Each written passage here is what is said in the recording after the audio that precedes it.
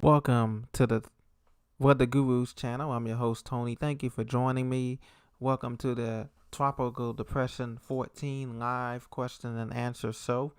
We just got the 8 p.m. advisory from the National Hurricane Center, and not much has changed with the system. However, it is looking better organized. It's still holding steady as a tropical depression. Winds are still holding steady at 35 miles an hour. Pressure still holding steady at 1,007 millibars. And it slowed down 1 miles an hour again, west at 17 miles an hour. It is apparent that a landfall is going to be imminent for the southern Honduras coastline, and it will just graze some of the mountains there in Central America, and it will be making another landfall later on this weekend in the Yucatan Peninsula before getting into the Gulf of Mexico. And so what they found, the hurricane hunters found, was that they found the winds are holding steady, the pressure is holding steady at 1,007 millibars. And in this Q&A session, I want to answer any questions that you may have about the system that may be going on with the system, as far as where do you think it may go, the development, and anything that you may have. So if you want to answer, I can answer any questions regarding that for you. But taking a look at the spaghetti models here, most of the ones have Tropical Depression 14 coming up through the Gulf of Mexico. The problem is the intensity, and I think the storm will be able to survive 2 landfalls, but I don't think it's going to be a hurricane until, let's say, later on next week by Wednesday. That is when that Wednesday to Thursday time frame is when this system is going to make an impact in the Houston or Louisiana, Lake Charles, Beaumont, Port Arthur, those areas is going to feel it. So the water's warm, no doubt. Sea surface temperatures in the Gulf of Mexico is 88 degrees, and the Caribbean Sea is not far behind with sea surface temperatures down here at 86, etc. The issue is the storm organization. As we take a look at the satellite view here, I'll show you what I'm talking about.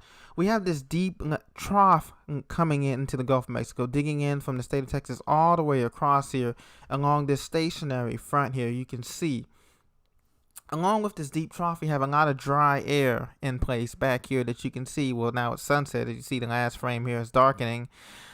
But as this system, you can just see the southern outer fringes here of the system coming up here. That's Tropical Depression 14 down the bottom of your screen, the bottom right of your screen here. And as it comes up, it's going to have to contend with this dry air up along the Yucatan Peninsula before getting into the Gulf of Mexico. And right now, the structure of the storm, it has great outflow, but not enough inflow, meaning the inflow taken up, the system sucks up warm water through the different layers of the atmosphere. That's how it essentially gains strength. The thunderstorms gain strength to rotate around the core of the storm, or an eye if it becomes a hurricane. So that's what it's contending with. Now, what it has in its favor is that it has great thunderstorm convection around it. As you can see, the convection is very, very great around it. I'll give you another view. There's a view from behind it on this satellite view. And you can see it has great thunderstorms all along the center there, but it's just running out of time. Right now, the center of circulation is only about maybe 50 to 100 miles from impacting the southern Honduras and the Nicaraguan coastline, as you can see here. So with that in mind, and looking at the whole full picture here, we can see that it doesn't have much time. So as it goes into the Gulf of Mexico, it can strengthen to possibly a tropical storm, but getting up to a hurricane is a hard feat because of the system, the trough that's in place, and the ridge. That's the same ridge that's in place that's causing the wildfires and the heat and the drought conditions. So unless that moves out of the way, this system's going to have a hard time developing. That's what's happened with Tropical Depression 13 behind it here. As you can see, moving to the Lesser Antilles, it's not very well organized, and so I think it's going to actually fall apart, really, by morning, by 8 a.m. That's Tropical Depression 13. Now, 14 in the Caribbean, as I said, is going to continue on. This one's going to fall apart as for now, because they just said now the hurricane hunters indicate that the depression is not well organized, and we can see that on the satellite here, that is not well organized. Most of the convection is to the northeast of the center, and it's been blown to the top. It's been sucked in a huge amount of dry air, and so that's what's going to cause. But Tropical Depression 14 will make a U.S. landfall somewhere in Texas and Louisiana. The question is, what will survive of it once it gets past, once it makes a landfall in Honduras and in the Yucatan Peninsula? I personally think that whatever does emerge from the system is going to be a tropical depression when it gets into the Gulf of Mexico, and then from there, it just depends on how fast it's moving and what is the limited amount of time it has before it makes landfall for strengthening. So right now, for Tropical Depression 14, they have it, this intensity forecast in the Hurricane Center, they have it officially as around 65 mile an hour storm, maybe a 65 mile an hour. And I think that's sufficient. That's pretty fair to say for right now. But there are a lot of unknowns. Like I said, the storm is structurally very well organized. But the issue comes with it interacting with those high mountains. High mountains and the orographic lifting tend to rain out the thunderstorms, and it tends to dry out the system. And so if it gets over Honduras and stays over there for a good 8 to 12 hours, it's going to weaken the system. And what comes out on the other side is just going to be a mass of thunderstorms like a tropical wave.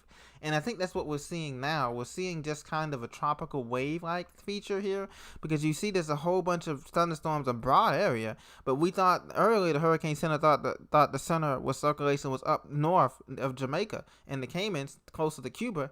But when the hurricane hunters went in there, they flew in there. Now it's apparently south of that, well south.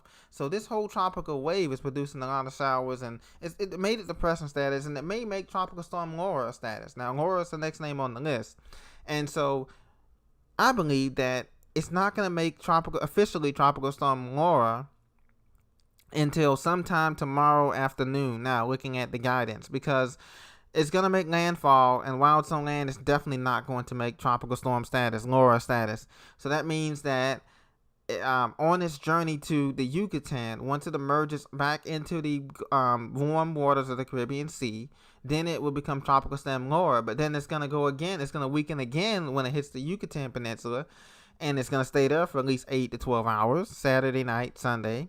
So that's going to weaken it again. It's going to come out Tropical Depression 14 again, into the western Gulf of Mexico. Now that's the big question mark. Yes, we have warm water. Yes, we have low wind shear. Okay, everything checks out there. But the system organization, the internal structure of the system is what's going to be the most painful thing. So what's going to be the determining factor. And so that I would expect impacts for the coastline of Houston, Galveston, Lake Charles, Beaumont, that area, all the way even closer to Mississippi, because this storm looks to be east side loaded. Expect some impacts probably mid-Wednesday afternoon from this system, because I believe it's going to slow down as well. So expect some impacts beginning Wednesday afternoon into Thursday morning for a landfall somewhere east of Houston, Texas, maybe Beaumont, maybe Lake Charles, maybe a little bit east of the line from there, because the system is going to slow down as a result of interacting with that trough that's in the Gulf of Mexico right now. So this is just an update for the Weather Guru. If you have any questions, please leave them in the live stream, and we'll be able to see. We'll be able to show you some more here. So we hope that you will be able to look at it. Tropical Depression 13 will fall apart. I believe it's not well organized. It's in Heston Saharan dry air. And Tropical Depression 13 will fall apart probably sometime tomorrow. I'm looking at the 11 a.m. advisory tomorrow for Tropical Depression 13 just dissipating into the remnants of 13. They have it. The Hurricane Center has Tropical Storm Depression 13, coming into towards Florida, but I don't think it's going to be anything left of it, because right now this cone of uncertainty has it going past north of the islands and into Florida. But the problem is that the system is not well organized right now, and maybe it's going to move into some more favorable conditions, but I don't think so. Looking at the amount of dry air it's ingested, so it may dissipate and it may reappear somewhere north of Hispaniola as tropical depression again, or a tropical storm toward Bahamas. But right now it looks like it's very close to being dissipated, to being almost nothing here. And the Hurricane Center has noted that they're not finding a closed low circulation, and they're finding it hard to pinpoint the closed low circulation in this in this system. But like I said, the confidence remains lower than normal because it's so far out there in the Atlantic that it's hard to judge because of, the system is not really showing classic signs of a closed low circulation when we go out there and look at it. And so, but this forecast track does hold true because it is moving around the western periphery of the Bermuda High, which this, whatever's left of it, the Tropical Depression 13 is going to do. But 14, we clearly see that is going to make a landfall somewhere in the U.S. coast. But it's got so much to contend with. It's got to contend with if the center of circulation can stay off of Honduras coast, then maybe it has a better chance of becoming a tropical storm or maybe a minimal Cat 1 hurricane. The worst case scenario is that it stays off the coast and it just barely grazes the tip of the Yucatan and it gets into the Gulf of Mexico, slows down, and strengthens to a Category 2 hurricane. And that's on the high intensity scale here. And they have it maybe a 90 knot, maybe 110 miles an hour, storm.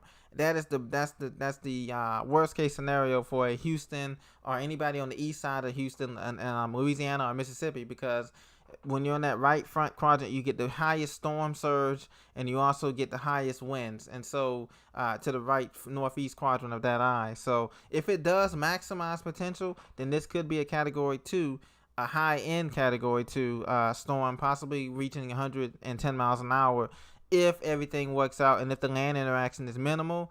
And of course, there's low wind shear next week. We got all the signs. We got warm water in the Gulf of Mexico, 89 degrees, and also if it slows down, meaning it has more time to churn out there and churn on those waters. Right now, it's moving pretty fast. It's starting to slow down a little bit, but it's moving at a clip about at least 17 miles an hour. So that's what's working in its favor. That's what's working against it, ladies and gentlemen. And, and also, like I said, but another thing that's working for it is its structure. It has a broad area of showers. I mean, it's in all four quadrants, but they're just not coming together in around that center core yet that we like to see, that classic radar presentation that we like to see. So that's a good sign.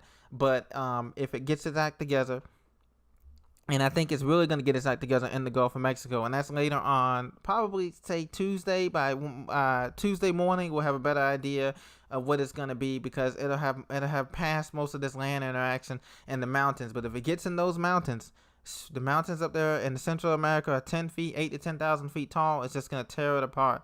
And whatever does emerge in the Gulf of Mexico, I don't know if it's going to be a depression, but it may just be an area of disorganized showers. If that's the case, that will be the worst case scenario for the system development, because it disrupt inflow, it disrupt outflow, and everything else with the system. It won't be able to expand those tall, vertical, cold cloud tops like it has on the open waters of the ocean. And so that's what we like to see when we're looking here. We don't see those cold cloud tops, those very, very cold cloud tops. We don't see a lot of convection around the center of the storm. And that's something that can be very, very, very, very concerning too. So this is things you have to look for. Continue to stay tuned for us, and we'll continue to show you more about Tropical Depression 13 and Tropical Depression 14 and its impacts on the U.S. coastline coming up maybe Wednesday morning, Wednesday afternoon, for an imminent landfall on the U.S. as a tropical storm, or it could be a tropical depression, or it could be a Category 2 hurricane if it stays off land and follows some of the other spaghetti models that we have forecasted here in the break in the trough. So that's what we're looking at. Thank you for joining me tonight. Have a great day. Mm-hmm.